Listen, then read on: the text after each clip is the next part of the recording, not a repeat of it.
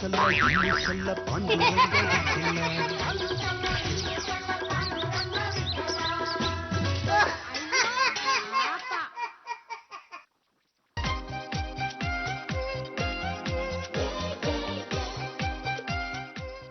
ಲಕ್ಷ್ಮಿ, ಈ ಬಡವನ ಮೇಲೆ ನಿನ್ಗೆ ಯಾಕಮ್ಮ ಕೋಪ? ನೀನು ನನ್ನ ಹತ್ರ ಇದೆಯಾ, ಆದ್ರೆ ಏನೇನು ಸಾಲ್ತಾ ಇಲ್ಲ. ನೀನ್ ನನಗೆ ಇನ್ನೂ ಅಷ್ಟು ಬೇಕು ಬೇಕು ಅಂತ ಅನಿಸ್ತಾ ಇದೆಯಾ? ಲಕ್ಷ್ಮಿ, ಬಾರಮ್ಮ ಬಾರಮ್ಮ, ಶ್ರೀಮಂತರ ಮನೆಯಿಂದ ಎದ್ದು ಬಾ, ರಿಸರ್ವ್ ಬ್ಯಾಂಕ್ ತಿಜೋರಿಯಿಂದ ಬಿದ್ದು ಬಿದ್ದು ಬಾ, ATM ಬ್ಯಾಂಕ್ ನಿಂದ ಕದ್ದು ಕದ್ದು ಬಾ. ಲಕ್ಷ್ಮಿ ಲಕ್ಷ್ಮಿ ಬಾರಮ್ಮ.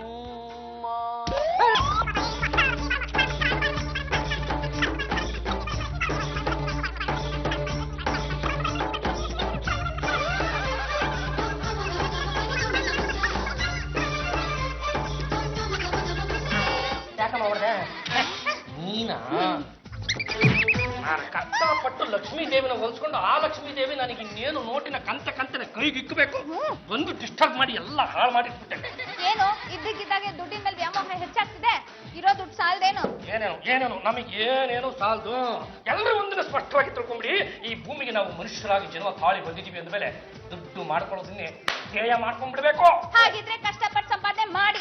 ಕಷ್ಟಪಟ್ಟು ಸಂಪಾದನೆ ಮಾಡೋದ್ರಿಂದ ನಮ್ಮ ಮನೆಯಲ್ಲಿರ್ತಕ್ಕಂಥ ತಿಜೋರಿ ಅಷ್ಟು ಸುಲಭಕ್ಕೆ ತುಂಬಲ್ಲ ಕಣೆ. ಈ BBMP ನಲ್ಲಿ ನಾನು ನಂಬಿಕೊಂಡು ಇಡೀ ಬಾವಿನ ತುಂಬಿಸಕ್ಕಾಗುತ್ತೇನೆ. ಆ ಬಾವಿ ತುಂಬಬೇಕು ಅಂದ್ರೆ ಈ ನೀರು ಅನ್ನೋದು ಎಲ್ಲಾ ಮೂಲಗಳಿಂದ ಹೊರಕೊಂಡ್ ಬರಬೇಕು.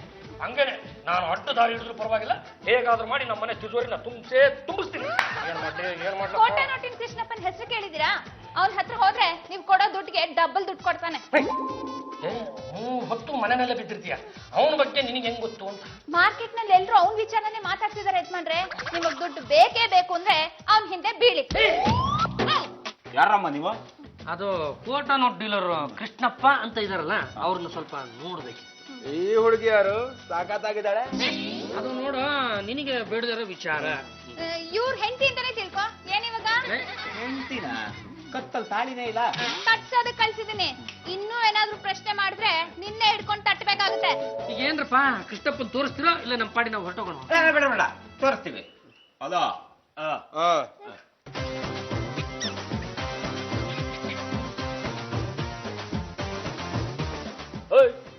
ಯಾರು ಇವ್ರು? ಅಣ್ಣ, ಇವ್ರು ನಿನ್ನ ಹತ್ರ ಕೋಟನ ಡೀಲ್ ಮಾಡ್ಬೇಕಂತೆ. ಹೊಟ್ಟೆ ಬಿಚ್ಚ. ಹಲೋ, ಇವರೇ ನಮ್ಮ ಬಾಸ್ ಕೃಷ್ಣಪ್ಪ. ಪರವಾಗಿಲ್ಲ ಕಣಯ್ಯ, ಒಳ್ಳೆ ರಸಗುಲ್ಲ ತಗೊಂಡ್ ಬಂದಿದ್ಯಾ.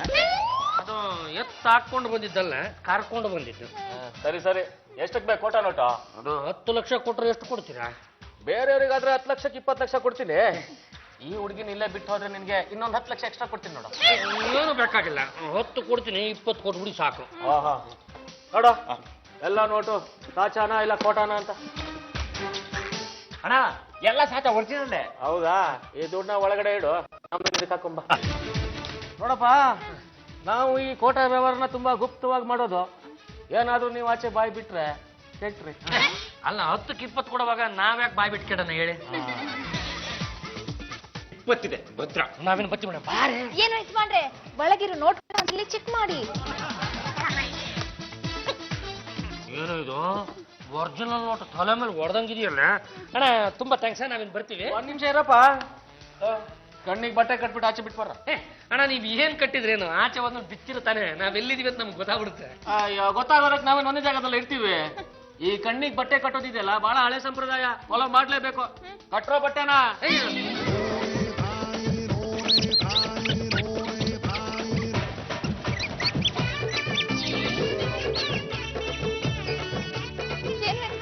ನಿಮ್ಗೇನು ಆಗಿಲ್ಲ ತಾನೆ? ನನಗೇನಾಗಿಲ್ಲ ಕಣೆ, ಆದ್ರೆ ಕೈಯಲ್ಲಿರೋ ಬ್ರೀಫ್ ಕೇಸ್ನ ಅನ್ಯಾಯವಾಗಿ ಕಿತ್ಕೊಂಡು ಹೋಗ್ಬಿಟ್ರೆ. ಬಂದಿದ್ದವ್ರು ಯಾರು ಗೊತ್ತಾ? ಆ ಕೃಷ್ಣಪ್ಪನ ಕಡೆಯವ್ರೆ. ಅವರೇ ಕೊಟ್ರು, ಅವರೇ ಕಿತ್ಕೊಂಡು ಹೋದ್ರು. ಲೋಕದಲ್ಲಿ ಈ ತರ ಕೂಡ ಮೋಸ ಮಾಡಿರ್ತಾರೇನೆ. ಅನ್ಯಾಯವಾಗಿ ದುಡ್ಡು ಹೋಗ್ಬಿಡ್ತಲ್ಲ ಯಜಮಾನ್ರೆ, ಈಗೇನ್ ಮಾಡೋದು?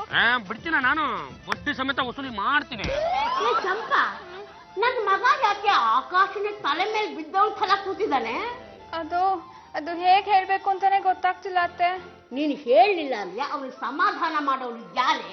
ಅದೇನಾಯ್ತು ಅಂತ ಹೇಳು. ಯಜಮಾನ್ರು ದಿಢೀರ್ ಅಂತ ದುಡ್ಡು ಮಾಡ್ಬೇಕು ಅಂದ್ರು, ಅದಕ್ಕೆ ನಾನು ಯಜಮಾನ್ರನ್ನ ಕೋಟಾ ನೋಟ್ ಕೃಷ್ಣಪ್ಪನ ಹತ್ರ ಕರ್ಕೊಂಡು ಹೋದೆ. ಅಲ್ಲಿ ದುಡ್ಡು ಕಿತ್ಕೊಂಡು ಹೋದವ್ರು ಅವನ್ ಕಡೆ ಅವ್ರೆ. ನೀವ್ಯಾ ಯಾಕೆ ಕಿಸಿ ಕಿಸಿ ಅಂತ ಕಿಸಿತಿದ್ದೀರಾ?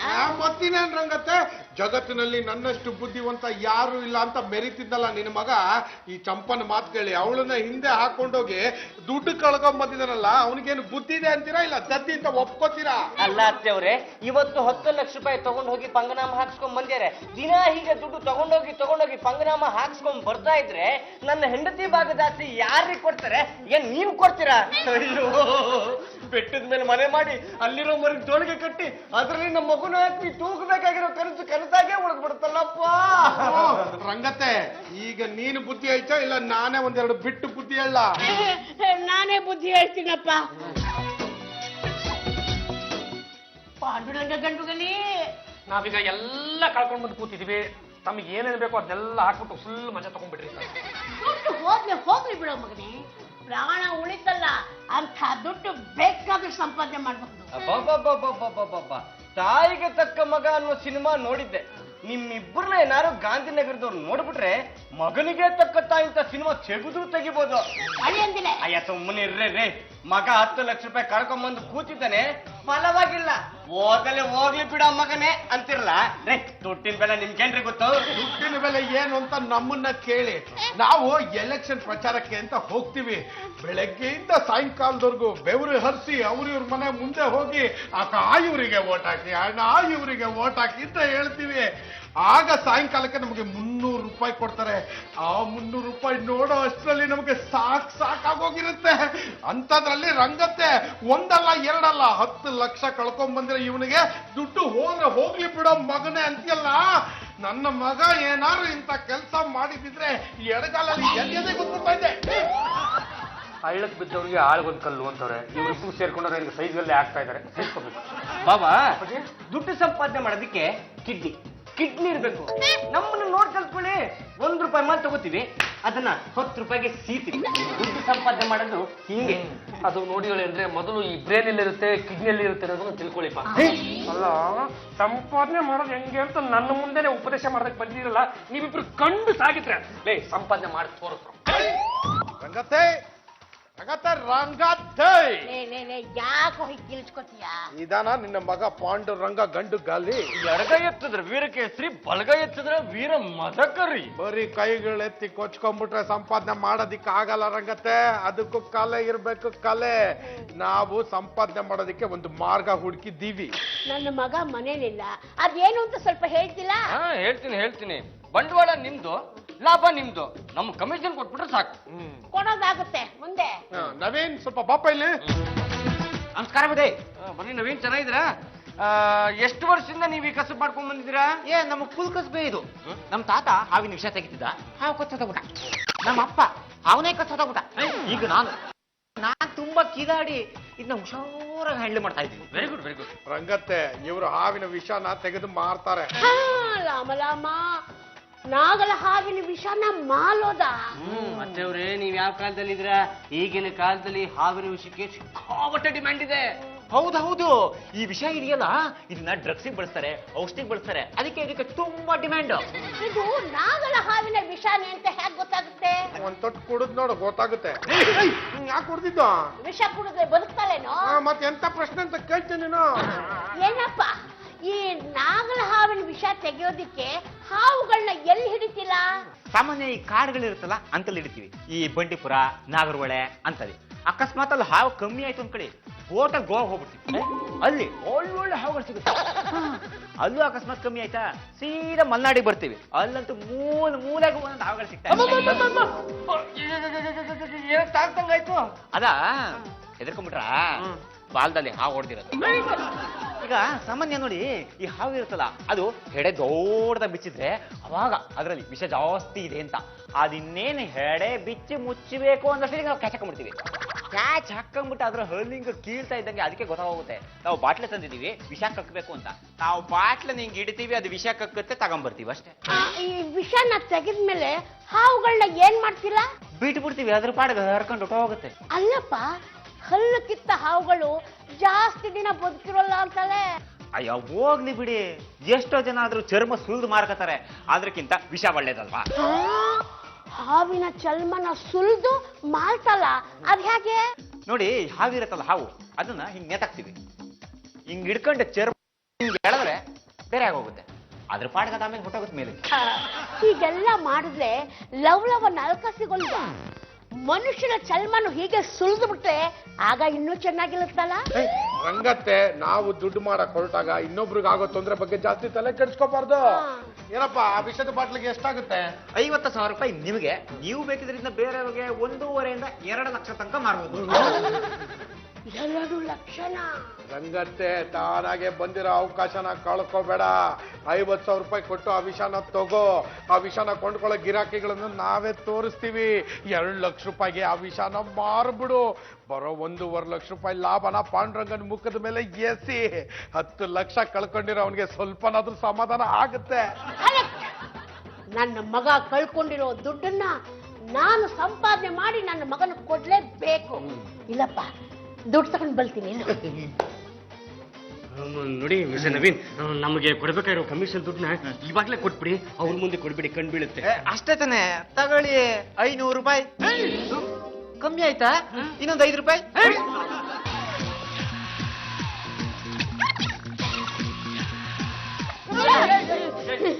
ವಿಷ ತುಂಬಾ ಸ್ಟ್ರಾಂಗು. ಏನಪ್ಪ, ಈ ವಿಷ ನಿಜವಾಗ್ಲೂ 2 ಲಕ್ಷಕ್ಕೆ ಹೋಗುತ್ತಾ? ತಲೆ ಕೆಟ್ಟವ್ರು ಯಾರಾದ್ರೂ ಸಿಕ್ಕಿದ್ರೆ 5 ಲಕ್ಷನೂ ಕೊಟ್ಬಿಡ್ತಾರೆ. ಇದನ್ನ ಮಕ್ಕಳ ಕೈಗೆ ಯಾರ ಕೈಗೂ ಸಿಗದಂಗೆ ನೋಡ್ಕೊಳ್ಳಿ. ಅಯ್ಯೋ, ನಮ್ಮ ಮನೇಲಿ ಎಲ್ಲಿದೆಯಪ್ಪ ಮಕ್ಕಳು? ಇರೋವೆಲ್ಲ ಕಳ್ಳನ್ ಮಕ್ಕಳು.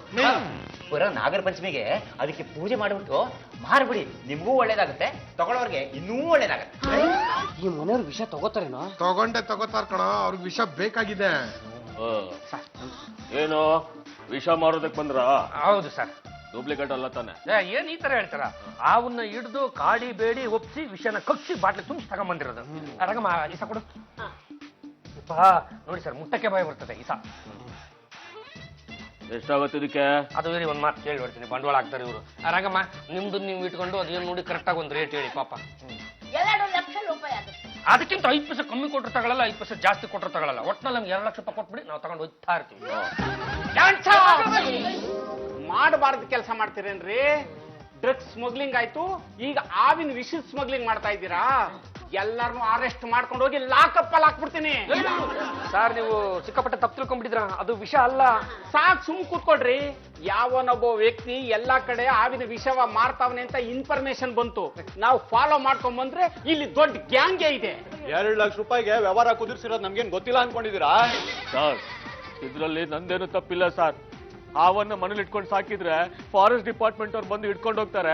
ಅದಕ್ಕೆ ಹಾವಿನ ವಿಷನ ಮನೇಲಿ ಇಟ್ಕೊಂಡು ಪೂಜೆ ಮಾಡಿದ್ರೆ ತುಂಬಾ ಒಳ್ಳೇದಾಗತ್ತೆ ಅಂತ ಹೇಳಿ ವಿಷನ್ ಮಾರಕ್ ಬಂದವ್ರು ಇವರೇ ಸರ್. 3 ಕಲರ್ ಗಡ್ಡ ನಮ್ಗೆ ಯಾಕೆ ಕೊಡ್ತೀಯ ಸರ್? ಅವ್ನು ತಮಾಷೆ ಮಾಡ್ತವ್ರೆ, ಅದು ವಿಷ ಅಲ್ಲ. ಹೌದಾ? ಸ್ವಲ್ಪ ಬಾಟ್ಲು ಕುಡೀಲಿ, ಕುಡೀಲಿ. ಏನ್ ಮಾಡ್ತಾ ಇದೀಯಾ? 1 ನಿಮಿಷ ಇರಿ ಸರ್, ಚೆಕ್ ಮಾಡ್ತೀನಿ.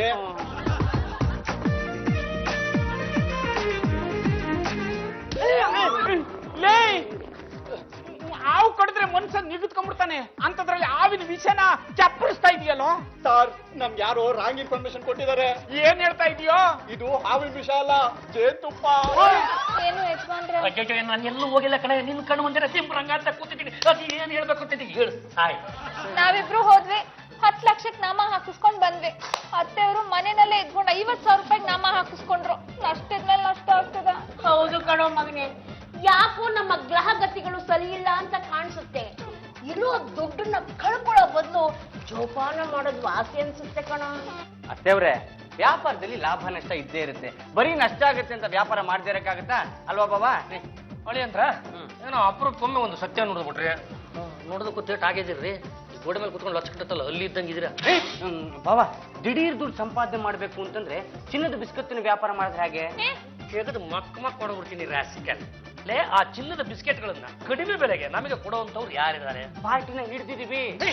ಏನು ಏನ್ ಹೇಳ್ತಾ ಇದ್ರಪ್ಪ ತಾವು? ಹೆಸರು ಮಾರಪ್ಪ ಅಂತ. ಆತ ಪಾಳೆಗಾರ ವಂಶದವನು. ಆ ಕಾಲದಿಂದನೂ ಅವ್ರ ಮನೇಲಿ ಒಂದು ಚಿನ್ನದ ಕುರ್ಚಿ ಇತ್ತಂತೆ. ಆ ಚಿನ್ನದ ಕುರ್ಚಿ ಏನಾದ್ರು ಪೊಲೀಸವ್ರ ಕಣ್ಣಿಗೆ ಬಿದ್ರೆ ತುಂಬಾ ತೊಂದರೆ ಆಗುತ್ತೆ ಅಂತ ರಾತ್ರಿ ಅದನ್ನ ಕರಗಿಸಿ ಚಿನ್ನದ ಬಿಸ್ಕತ್ತನ್ನ ಮಾಡಿದ್ದಾನೆ. ಅವನು ಅದನ್ನ ಅರ್ಧ ಬೆಲೆಗೆ ಮಾರ್ತಿದ್ದಾನೆ. ಅವನನ್ನ ಕರ್ಕೊಂಬಂದು ಮನೆ ಮುಂದೆ ನಿಲ್ಸಿದ್ದೀನಿ. ನೀವು ಬೇಕು ಅಂದ್ರೆ ಒಳಗೆ ಕರೆಸ್ತೀನಿ. ಅಯ್ಯೋ, ನನ್ನ ಚಿನ್ನ ಬಂಗಾರಿ, ಅಯ್ಯೋ ಲಕ್ಷ್ಮಿನ ಕರೆಸಿ ಅವನನ್ನ ಬಾಗ ಮುಂದೆ ನಿಲ್ಲಿಸ್ತಾರೇನೋ? ಕಸ ಕಸ ಕಸ ಕಸ ಮದ್ದು ಕರ್ಕೊಂಬರ. ಈ ವಯ್ಯ ಪಾಳೆಗಾರ ನೀನು ಆಯಪ್ಪ ಪಾಳ್ಯಗಾರನ್ ಗೊತ್ತಾಗಬೇಕು, ಬಿಸ್ನೆಸ್ ಮಾಡ್ಬೇಕು. ನೀವು ಮಾತಾಡ್ಬೇಡಿಪ್ಪ ಪ್ಲೀಸ್ ಮುಗಿಸ್ಬಿಟ್ಟ ಸರ್ ಬನ್ನಿ ಕೂತ್ಕೊಳ್ಳಿ. ಇಲ್ಲಿ ನೋಡಿ, ಎಲ್ರು ನೋಡ್ತಾ ಇದೀವಿ. ನಾನು ಪಾಳೆಗಾರ ವಂಶಕ್ಕೆ ಸೇರಿದವನಾದ್ರಿಂದ ನನ್ನ ಹತ್ರ ಇರೋ ಎಲ್ಲಾ ಚಿನ್ನನು ಇವ್ರ ಪಾಳ್ಯಕ್ಕೆ ಆಗ್ಬೇಕು, ಪಾಳೆಗಾರ ವಂಶದವ್ರಿಗೆ ಸೇರ್ಬೇಕು ಅಂತ ನಾನು ಇಷ್ಟು ದಿನ ಕಾಯ್ತಾ ಇದ್ದೆ. ಇವರು ನನಗೆ ದೇವ್ರ ತರ ಸಿಕ್ಕಿ ನಿಮ್ ಮನೆಗ್ ದಾರಿ ತೋರಿಸ್. ಅಯ್ಯೋ, ನಾವ್ ಎಂತೆಂತವ್ರಿಗೂ ದಾರಿ ತೋರಿಸಿದೀವಂತೆ, ಅಂತದ್ರಲ್ಲಿ ನಿಮಗ್ ತೋರಿಸದೇ ಇರ್ತೀವಾ? ಅಲ್ಲ ಇನ್ನು ಮಾತುಕತೆ ಬೇಡ, ಅವ್ರ ಪಾಪ ಮನೆಗೆ ಹೋಗೋದಕ್ಕೆ ಲೇಟ್ ಆಗುತ್ತೆ ಅನ್ಸುತ್ತೆ. ಡೈರೆಕ್ಟ್ ಆಗಿ ವ್ಯವಹಾರಕ್ಕೆ ಬಂದು ಬರೋಣ. ನನ್ನ ಹತ್ರ ಇದ್ದ ಎಲ್ಲಾ ಚಿನ್ನದ ಬಿಸ್ಕೆಟ್ನು ಮಾರಿ ಕೊನೆಗೆ 5 ಪೀಸ್ ಉಳ್ಕೊಂಡಿದೆ. ಅದು ಬಿಸ್ಕೆಟ್ ನಾನು ಒಂದೊಂದನ್ನು ಒಬ್ಬೊಬ್ಬರಿಗೆ 15 ಲಕ್ಷ ರೂಪಾಯಿ ಮಾರಿದ್ದೀನಿ. ನೀವು ಪಾಳೆಗಾರ ವಂಶಕ್ಕೆ ಸೇರಿದವರಾದ್ರಿಂದ ಈ ಬಿಸ್ಕೆಟ್ ನ ನಿಮಗೆ ಒಂದೊಂದಕ್ಕೆ 10 ಲಕ್ಷ ರೂಪಾಯಿ ಕೊಟ್ಬಿಡ್ತೀನಿ. ನೀವು ಇದನ್ನ 15 ಲಕ್ಷಕ್ಕಾರ ಮಾರ್ಕೊಳ್ಳಿ, ಇಲ್ಲ ಶೋಕೇಸ್ ಅಲ್ಲಿ ಶೋಪೀಸ್ ತರ ಇಟ್ಕೊಳ್ಳಿ. ತಗೊಳ್ಳಿ, 5 ಬಿಸ್ಕೆಟ್ಗೆ 50 ಲಕ್ಷ ರೂಪಾಯಿ ಕೊಟ್ಬಿಡಿ. ಅದು ನಮ್ಮಮ್ಮನ ಕೈಲಿ ಒಂದ್ಸಲ ಚೆಕ್ ಮಾಡಿಸ್ಬಿಡ್ತೀನಿ. ಮಾಡಿಸಿ. ರಂಗಮ್ಮ, ನೀನು ಹಳೆ ಕಾಲದವಳು, ನಿನಗೆ ಗೊತ್ತಾಗುತ್ತೆ. ಚೆಕ್ ಮಾಡು. ಮೂಸು ನೋಡಿದ್ರೆ ಗೊತ್ತಾಗುತ್ತೆ ಕಣೋ, ಇದು ಅಪ್ಪಟ ಬಂಗಾಲ. ಮೂಗಿಗೆ ಚಿನ್ನದ ಘಮಲು ಲಪ್ ಲಪ್ ಅಂತ ನಾಚ್ತಾ ಇದೆ. 50 ಲಕ್ಷಕ್ಕೆ ನಮಗಿದು ಫಿಕ್ಸ್, ನಾವು ತಗೋತೀವಿ. ಏನು ಯಜಮಾನ್ರೆ? ನೀನ್ ಸ್ವಲ್ಪ ತೆಪ್ಪ ಕೂತ್ಕೊಳ್ಳೆ. ನಾನು ಕಳ್ಕೊಂಡಿರೋ ದುಡ್ಡನ್ನು ವಾಪಸ್ ಪಡಿಬೇಕು ಅಂದ್ರೆ ಬರೀ 50 ಲಕ್ಷ ಏನು 1 ಕೋಟಿ ಕೊಡೋದಕ್ಕೂ ರೆಡಿ. ನಿಂತ್ಕೊಳ್ರಲ್ಲ. ಯಾಕೆ ಸರ್, ಏನಾಯ್ತು? ಹೋದ್ಸಲ ಬಂದು ಆವಿನ ವಿಷ ಅಂತ ಹೇಳಿ ಜೇನುತುಪ್ಪ ಕೊಟ್ಟು ಮೋಸ ಮಾಡ್ತಾರಲ್ವಾ ನೀವು? ಸರ್, ಈ ಸಲ ತಂದಿರೋದು ನಿಜವಾದ ಚಿನ್ನದ ಬಿಸ್ಕಟ್ ಸರ್. ಹೋದ್ಸಲ ನಿಮ್ಗೆ ಅನ್ಯಾಯ ಆಗೋಯ್ತಲ್ಲ, ಅದಕ್ಕೋಸ್ಕರ ನಿಮ್ಗೆ ಮಾರ್ಬೇಕು ಅಂತ ಬಂದಿದೀವಿ. ಇಷ್ಟ ಆಯ್ತಾ ತಗೊಳ್ಳಿ, ಇಲ್ಲ ಅಂದ್ರೆ ನಾವು ಬೇರೆ ಗಿರಕ್ಕೆ ಹುಡ್ಕೊಂಡು ಹೋಗ್ತೀವಿ. ಒರಿಜಿನಲ್ ತಾನೆ? ಟೆಸ್ಟ್ ಮಾಡಿ ತಗೊಂಡ್ ಬಂದಿದ್ದೀವಿ ಸರ್, ಬೇಕಾದ್ರೆ ನೀವು ಟೆಸ್ಟ್ ಮಾಡಿ.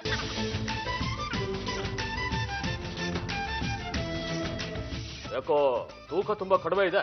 ಸರ್, 22 ಕ್ಯಾರೆಟ್ ಒರಿಜಿನಲ್ ಚಿನ್ನ ಅಂದ್ಮೇಲೆ ತೂಕ ಕಡಿಮೆ ಇರುತ್ತೆ ಸರ್. ಅಲ್ಲ ಇಷ್ಟಕ್ಕೂ ಅದೇನು ಭಾರ ಬರೋದಕ್ಕೆ ಕಬ್ಬಡನ ಚಿನ್ನ, ಅದಕ್ಕೆ ಭಾರ ಬರ್ಲಿ ಅಂತಾನೆ ಈ ಹಿತ್ತಾಳೆ ತಾಮ್ರನೆಲ್ಲ ಮಿಕ್ಸ್ ಮಾಡ್ತಾರೆ. ಮಾರಪ್ಪ ಅನ್ನೋರ ಹತ್ರ ನಾವು ಕೊಂಡ್ಕೊಂಡು ಬಂದಿದೀವಿ. ಅವರು ಯಾರು ಸರಿಯಾದ ವ್ಯಕ್ತಿಗೆ ಕೊಡಿ ಅಂತ ಹೇಳಿದ್ರು, ಅದಕ್ಕೆ ನಾವು ನಿಮಗ್ ಕೊಡಕ್ ಬಂದ್ವಿ. ಸರ್, ಒಂದೊಂದು ಚಿನ್ನದ ಬಿಸ್ಕತ್ಗೆ 15 ಲಕ್ಷ ರೂಪಾಯಿ ಆಗುತ್ತೆ ಸರ್. 5ಕ್ಕೆ 75 ಲಕ್ಷ ರೂಪಾಯಿ ಕೊಟ್ರೆ ಸಾಕು ಸರ್. ಆದ್ರೂ ತುಂಬಾ ಹಗುರವಾಗಿದೆಯಲ್ಲ. ಒಂದ್ ನಿಮಿಷ.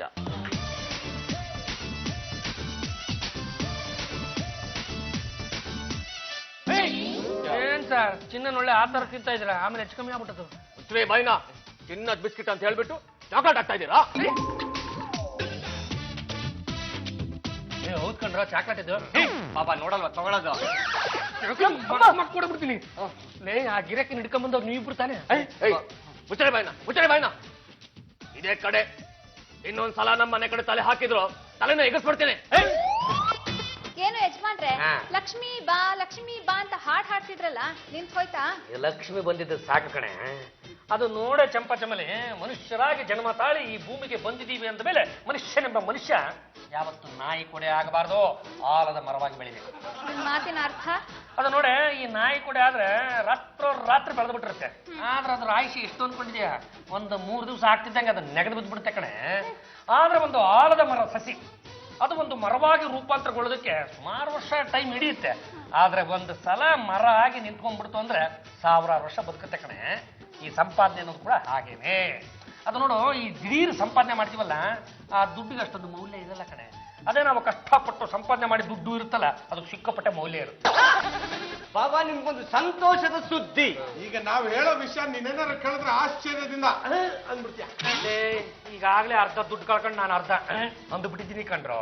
ನೀವು ಯಾವ ವಿಚಾರ ಯಾವ ವಿಷಯ ಏನೇ ಹೇಳಿದ್ರು ನಾನು ಏನು ಆಗಲ್ಲ. ಅದು ಏನು ಅಂತ ಹೇಳ್ರಪ್ಪ. ಬಾಬಾ, ಕೋಟಾ ನೋಟಿನ ಕೃಷ್ಣಪ್ಪ ಇದಾನಲ್ಲ, ಅವನ ಅಡ್ಡನ ಪತ್ತೆ ಹಚ್ಬಿಟ್ವಿ. ಬೇಷ್ ಕಂಡ್ರ ನಾಯಿಗಳ. ಇಷ್ಟು ದಿವಸ ನೀವಿಬ್ರು ನನ್ನ ಮನೆಯಲ್ಲಿ ನೀರು ಕುಡ್ಕೊಂಡು ಬಿದ್ದಿದ್ಕು ಸಾರ್ಥಕ ಆಯ್ತು. ಇವತ್ತು ಅವನ್ನ ಬಿಡಲ್ಲ, ಒಂದ್ ಗತಿ ಕಾಣಿಸ್ಬಿಟ್ಟು ನಡ್ರ ತೋರ್ಸ. ಮಗನೇ, ನಾನ್ ಬರೋದು ಬೇಡವೇನೋ? ಏನ್ ನಾವಲ್ಲಿ ಪುನೀತ್ ರಾಜ್ಕುಮಾರ್ ಪಿಕ್ಚರ್ ನೋಡೋಕೆ ಹೋಗ್ತಿದೀವಿ, ದುಡ್ಡು ವಸೂಲಿಗೆ ಹೋಗ್ತಾ ಇದೀವಿ. ಇಲ್ಲೇ ಇರು ನೀನು, ಒಂದ್ ನಿಮಿಷ ಇರಲ್ಲ.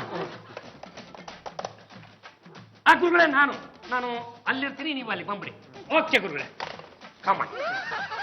ಚಾಪ, ನನ್ನ ಮಗ ಇಷ್ಟೊತ್ತು ಭಾಷಣ ಬಿಗಿದು ಈಗ ಮತ್ತೆ ಅಲ್ಲಿಗೆ ಹೋದ್ನಲ್ಲೇ. ನಾಯಿ ಬಾಲ ಯಾವತ್ತೂ ನೆಟ್ಟಿಗಾಗಲ್ಲ, ಬಿಡಿಯತ್ತೆ. ದುಡ್ಡು ಕಳ್ಕೊಂಡವ್ರ ಸಂಕಷ್ಟ ಏನು ಅಂತ ಮನೇಲಿ ಬಿದ್ದಿರೋ ದಾಂಡು ಪಿಂಡಿಗಳಿಗೆ ಎಲ್ಲಿ ಗೊತ್ತಾಗತ್ತೆ? ಬಂದ ಇರ. ನಮಸ್ಕಾರ. ನಮಸ್ಕಾರ. ನೀವಾ ನೋಡಿದ್ರ ಬಾವ, ಬೇರೆ ಬೇರೆ ವೇಷ ಹಾಕೊಂಬಂದು ನಮಗೆ ಯಾಮಾರಿಸಿದ್ದು ಅಷ್ಟು ಜನ ಒಟ್ಟಿಗೆ ಇದ್ದಾರೆ. ಹೌದಪ್ಪ, ಇದೇ ನಮ್ ಕಸಬು. ಬೇರೆ ಬೇರೆ ವೇಷನೂ ಹಾಕ್ತೀವಿ, ಜಾಗನೂ ಬದಲಾವಣೆ ಮಾಡ್ತೀವಿ. ಎಲ್ಲಿ ತನಕ ನಿಮ್ಮಂತ ಬಕ್ರಗಳು ಇರ್ತಾರೋ ಅಲ್ಲಿ ತನಕ ಯಾಮಾರ್ತಾನೇ ಇರ್ತೀವಿ. ನೋಡ್ರಪ್ಪ, ನಾವ್ ಇಲ್ಲಿರೋ ಜಾಗ ನಿಮ್ಗೆ ಯಾರು ಹೇಳಿದ್ರೆ ಏನೋ ಗೊತ್ತಿಲ್ಲ. ಸ್ಟೆಪ್ ಇಲ್ಲಿಂದ ಜಾಗ ಖಾಲಿ ಮಾಡಿದ್ರೆ ಸರಿ, ಇಲ್ಲ ಅಂದ್ರೆ ಒಬ್ಬೊಬ್ರಿಗೂ ಕೈ ಕಾಲ್ ಮುರಿದು ಹಾಕ್ಬಿಡ್ತೀನಿ. ನಿಮ್ ಮನೇಲೂ ಬರ್ತಿಲ್ಲ. ಅಳ್ಳಾಡಿದ್ರೆ ಧೂಮ್ ಅನಿಸ್ಬಿಡ್ತೀನಿ. ಎಳ್ಕೊಂಡೋಗಿ ಹೋಲ್ಸೇಲ್ ಜಿಪ್ ತುಂಬ. ಪಾಂಡುರಂಗ್ ಅವ್ರೆ, ಈ ಗ್ಯಾಂಗ್ ನ ಹಿಡಿಯಕ್ಕೋಸ್ಕರ ನೀವು ಅವ್ರ ದಂಧೆಗೆ ಕುಮ್ಮ ಕೊಟ್ಟು ಕುರಿಯ ಕೊಬ್ಬ ತರ ಮಾಡಿ ಈ ರೀತಿನೂ ಹಿಡಿಬಹುದು ಅಂತ ತೋರಿಸ್ಕೊಟ್ಬಿಟ್ರಿ. ಏನ್ ಹೇಳ್ತಾ ಇದ್ರೆ ಸರ್? ನಿಜನೇ ಹೇಳ್ತಾ ಇದ್ದೀನಿ.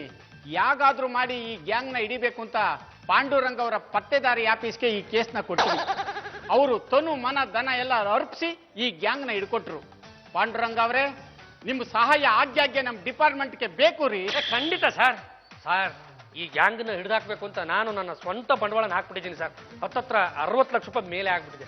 ನೀವೇನು ಯೋಚನೆ ಮಾಡಬೇಡಿ ಪಾಂಡುರಂಗ್ ಅವರೇ, ನೀವು ಕಳ್ಕೊಂಡಿರೋ ಅಷ್ಟು ದುಡ್ಡನ್ನ ನಮ್ಮ ಡಿಪಾರ್ಟ್ಮೆಂಟ್ ಇಂದ ಇನಾಮ್ ಅಂತ ಕೊಡಿಸ್ಬಿಡ್ತೀನಿ.